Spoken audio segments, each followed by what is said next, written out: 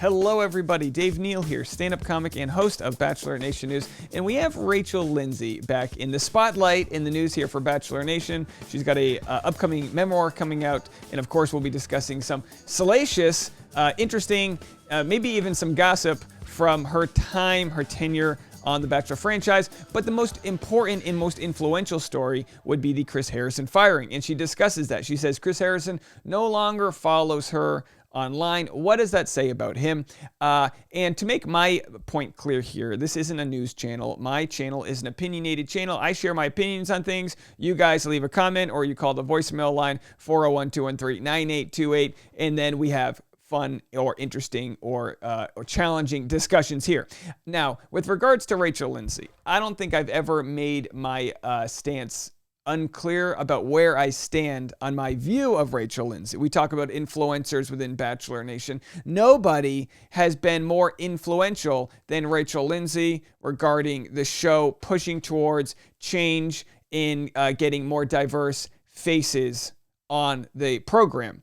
I'm going to read for you some of Chris Harrison's comments that he made before Rachel Lindsay was ever even known on the show, years before, regarding diversity, what Rachel Lindsay has said in response, and the death threats and other wild sort of fallout that Rachel has mentioned she's received following Chris Harrison's firing. It's a discussion about cancel culture. It's a discussion about consequences. Some say Chris Harrison wasn't fired. Some say no, he decided to leave for a payout. It's relatively the same thing, right? And others say he's not canceled at all. He received millions of dollars for things he said. He dug his own grave. So plenty of people have different thoughts about all this. We'll get into it, but don't forget to hit the subscribe button, follow me on Instagram at DNeals, and like this video an odd number of times. So here's what Chris Harrison said, and he's said a lot of things in the past, and of course times have changed, but these are his words and what he has said. I think we have to do a better job of casting. And the other thing too, and again, what I was going to say, this is what worries me about speaking about it honestly. Television is a business like anything else. And what we have to do, we can't just say we're changing the world. We're going to do whatever it takes to change the world and make a stand on any social issue. I don't care, whatever. Take race out of it. Save the whales. We're going to make the entire show about saving the whales or the spotted owls. Well, that's great. But what happens when our show is off in 6 months and you're not watching it anymore, and now hundreds, if not thousands of people are out of a job? So he's pretty much inferring that if they just made the show about diversity, that they wouldn't get the ratings that they otherwise would get if it was like, say, an all-white cast. And by the way, the people that work for us behind the scenes, I know that we haven't done a great job of representing on camera, but off camera, white, black, Latino, Asian, straight, gay, men, women, I mean, that's who works on The Bachelor. That's who works on every production in Hollywood. And so we also want to keep all of our jobs. I think it's a false equivalency, like it's a false comparison to say, well, if they have diversity, everyone's going to get fired. They've had some, they pursued more of a diverse cast in the recent years, and I don't see anyone getting fired except for Chris Harrison at this point. Advertisers have to buy the show. Advertisers have to buy the next season of the show. I need millions of people to want to watch this show. So I need to put on people that others want to watch. Now, some might say the show's taken a dip in ratings since Hannah Brown's season. But again, as far as ratings are concerned, we like to throw those arguments out because they don't make much sense with the streaming world coming out. It's not an exact science. So Chris Harrison finishes up by saying, and I don't care, let me tell you something. If you're white, black, Asian, whatever, if I think a million more people are going to watch, you go in that direction because that is what's going to sell and be a successful business. But to that end, to go in and just say, I have no social responsibility on the show regardless, it's silly. And then the comment said, it's been 13 years now.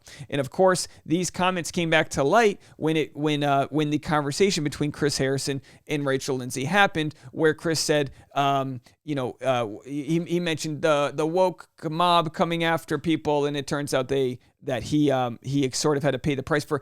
Essentially, I would say the arguments he were making were kind of ranty, and it doesn't mean there was, like I said, I always say the broken clock's right twice a day. So Chris Harrison isn't necessarily wrong about some of the comments, but what was happening was he was making comments about protecting Rachel Kirkconnell in the situation and not worried about how people like Rachel Lindsay thought about a situation that involved, of course, racial issues.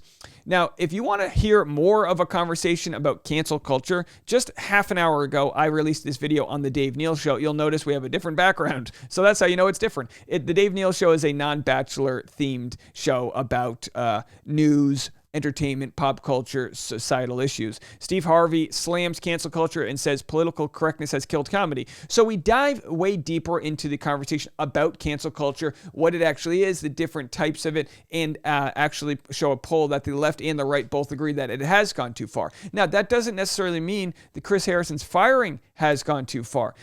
We know they had 13 years of racial discussions to kind of further along, not just getting a quota of how many different ethnicities were on the show, but telling unique stories with care and compassion. And Rachel's going to show in a clip I'm about to show you that she didn't have anyone guiding her along the process. She had to teach the crew, the producers, what it meant for her to be a black woman in the dating world. So we'll get into some of that. Let's read a clip that she had to say. Miss Me With is the name of her book. Miss me with your fragility. Comfort comes after the change. Think about what you're asking of me when you complain about the discomfort that the lack of representation in the Bachelor franchise creates for people of color. Ask yourself just how concerned with white discomfort was the black historical figure you post on Instagram every February. Martin Luther King Jr. Imagine if Martin Luther King Jr., Harriet Tubman, or Nelson Mandela, insert your fave here, had yielded to the white frailty of their time. If we applied that same thinking in every situation, where would our society be? Essentially saying it takes a little friction to make some fire. Squeaky wheel gets the grease. Say your point. Say your mind. And Rachel Lindsay has done just that. And of course, it has come with a price to pay with an audience that in part has rejected what she has to say. There is a portion of the audience that will comment on this video that says, "Oh, Rachel Lindsay, always trying to start trouble. Oh, Rachel Lindsay, always making everything about race." And in her walk of life, that's what it is about in circumstances where it might not be that way about you. You might not get followed in a 7-Eleven. You might not go to a 5-star hotel and have them double check your IDs to make sure you actually belong there. All the microaggressions that might exist in her world might not exist in yours, and that doesn't mean they're not a reality. That means they're not your reality. Having compassion and grace is about trying to put yourself in another person's position, and a lot of people have a hard time doing that because that's not their reality. This is what Chris Harrison said about Rachel Lindsay when she was finally a member of The Bachelor and became the first black bachelorette. I said that all along when Rachel was our first black bachelorette. I said, I'm glad she's the right bachelorette. I'm not glad she's the right black woman because she's just a badass woman. I just loved her because she was the right pick. I want to get to the point where everybody feels represented and you're just picking the right person. I think we can all agree we want to get to a point where we're not having these discussions and everyone's just represented equally because we don't have any biases. Absolutely, that's a good point. Rachel Lindsay, for her part, has been very vocal about her issues with the show. Now, this was all said before Chris Harrison and her conversation led to his firing. She doesn't have high hopes that a second woman of color will have the same opportunity as her. Rachel Lindsay said, "That's why I keep talking about it, because maybe I'll start the conversation and maybe it'll change," she said in October 2019. Even after me, you've had CN, you've had Tayshia. And this is before Tayshia was the Bachelorette. Not that Hannah Brown was bad, but she was number 9, referring to the fact that Hannah Brown was number 9 in the order of women on that season, that she wasn't even a top front runner, but they chose her over all these other women of color that were good options. So Tayshia was number 3 of Colton Underwood's contestants. Usually the system picks one of the top 4. Why not? Before, the excuse would be, no one is making it far enough. Now they are. So now what? And of course, this was 2 years ago. As we know now, Michelle Young's season was the first to have the top 4 be completely men of color. And of course, Clayton Echard was chosen. Some make the argument, and I've done this myself, that we don't know the logistics of why, but it could be that they were shooting very tight back-to-back seasons. We know the whole system's been pushed kind of like a semester back, so they've been shooting, and I think it's finally caught up. I think finally they're on their normal shooting schedule, but they included an extra season, Michelle Young season, which of course filmed after Bachelor in Paradise, aired in the fall. They chose Clayton Echard, who I believe was, the 8th, 9th, or 10th finalist when they had a great top 4. But of course, as we know, there's a tight overlap there. It doesn't mean they couldn't have chosen Rodney. Maybe they thought, maybe they made an excuse as to why that was the case. We really can't know for sure. So with all that catching us up, I know that's a quick 10 minutes there to catch us up. Rachel Lindsay's now speaking out with her new book coming out, getting death threats following her interview with former Bachelor host Chris Harrison. So just a few quotes of what she had to say. As part of her duties as an extra correspondent, Rachel Lindsay, who starred on The Bachelorette in 2017, interviewed Chris Harrison 50 last February about Matt James' Bachelor season. It sparked backlash for making controversial comments in defense of then contestant Rachel Kirkconnell's past racist actions before she was on the show. He apologized several times thereafter before saying he's taking a season off, and then of course he knew the writing was on the wall. Gets Brian Friedman, power attorney, to negotiate a multi-million-dollar settlement. Rachel Lindsay said, "I'm used to being misunderstood, but people who didn't even watch the show were saying that woman got that man canceled. I had commenters saying they hoped I was infertile. That ripped me up inside." So, of course, just horrible things. And, of course, there's no way to defend the horrible comments that exist online. Like I said, I've always wanted to host the show Troll Patrol, where I find out who said that, knock on their door, show them the receipts, kind of like a To Catch a Predator, but it's To Catch a Troll. And then we force people to read out loud in front of their family the mean things they said, because it's just awful. Hurt people hurt people. We know this to be true, and it doesn't make any excuse for these horrible things people say. But boy, the internet is just a place for hurt people, losers, and real down and negative people to leave comments they would never otherwise make in person. Source: 10 years of stand-up. I've never been spoken to the way I am daily in the comment section of my own videos, which is primarily my fan base. Most of my fan base is good, is the point. That there's a 1% of people that will say wild things because they're just trying to make splashes and be heard, and they're not being heard in their real life, and that's just sad. But either way, a death threat is a death threat, and Rachel Lindsay has not let these sort of negative comments affect the way she does business, but she has had to make her Instagram private, take sabbaticals from social media, and of course, in one way or another, been forced out of the Bachelor franchise due to the toxicity of the people that see her as the all-being canceller of Chris Harrison.